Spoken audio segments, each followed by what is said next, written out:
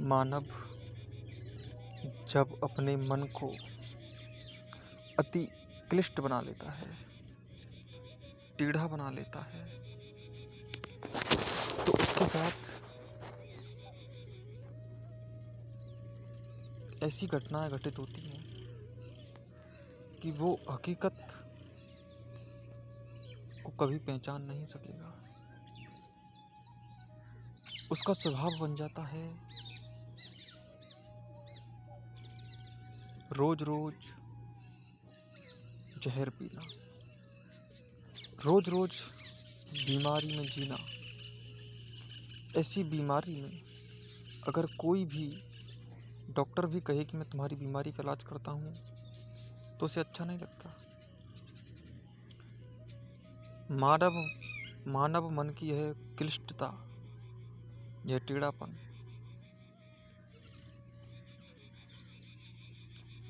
यह उसकी ख्वाबी दुनिया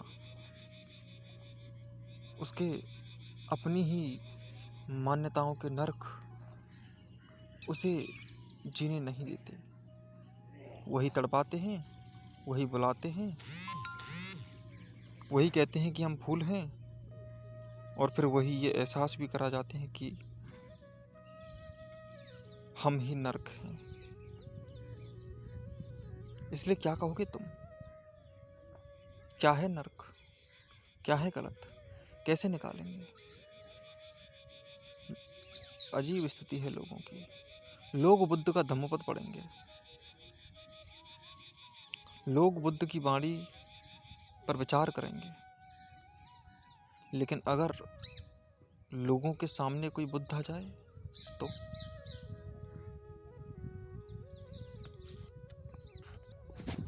अगर तुम्हारे सामने बुद्ध पुरुष आ गया तो तुम वहां से भाग जाओगे। तुम उसके सामने खड़ा नहीं रह सकते। वो तुम्हारे अहम पर चोट करेगा, वो तुम्हारे पीड़ा को देखेगा, उसका प्राथमिक उपचार करेगा तो तुम्हें लगेगा कि तुम्हें वो दर्द दे रहा है।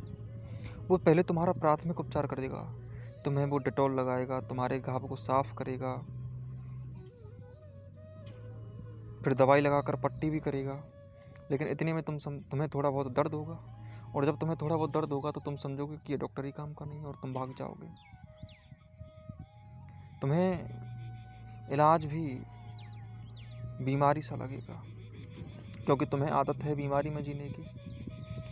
इसीलिए तुम कभी भी पहचान नहीं सकते ईश्वर को। तुम केवल बुद्धों की किताब पढ़ सकते हो, लेकिन उनकी तरह जी नहीं सकते, जीवन जीना नहीं चाहते।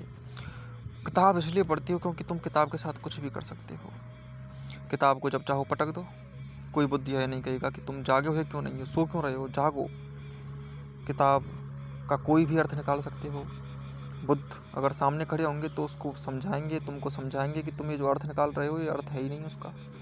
तुम अपने मान्यताओं के अनुसार अपने अहम को केंद्रित करके अपनी वासनाओं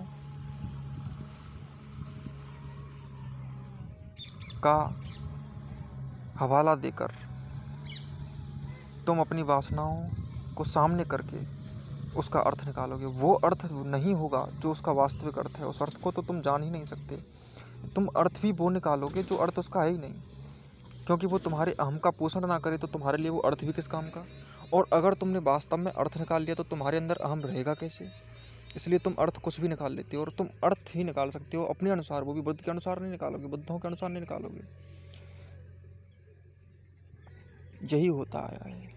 तभी मजहब खड़े होते हैं, झूठ खड़े होते हैं, झूठ के महल, झूठ के मंदिर, झूठ के मस्जिद, झूठ के चर्च गिरजे घर खड़े होते हैं, गुरुद्वारे खड़े होते हैं। ये जो मंदिर मस्जिद दिखाई दे रहे हैं, तुम्हें क्या लगता है ये कोई श्रद्धा, सहानुभूति या प्रेम के प्रतीक हैं? नहीं, ये तुम्हारे अहंकार की जलन के बाद पैदा हुई राख है। ये तुम्हारी कायरता के लिए मुंह छुपाने की गुफा है। तुम मंदिर जाते रहो, तुमसे कोई अहंकारी नहीं कहेगा, तुमसे कोई झूठा नहीं कहेगा। मस्जिद जाते रहो, तुम्हें कोई कोसेगा नहीं। तुम मस्जिद की ओट में कुछ भी करो, कितने ही पाप करो, तुम चर्च की चार दीवारी में अपनी वासनाओं को चाटते रहो, अपनी वासनाओं को और बढ़ाओ, अपनी जो धूर्तता है उसे तुम और ऊंचा करो। गुरुद्वारे में गुरु गोविंद सिंह की तरह तुम कौन से, गुरु नानक की तरह या गुरु गोविंद सिंह की तरह तुम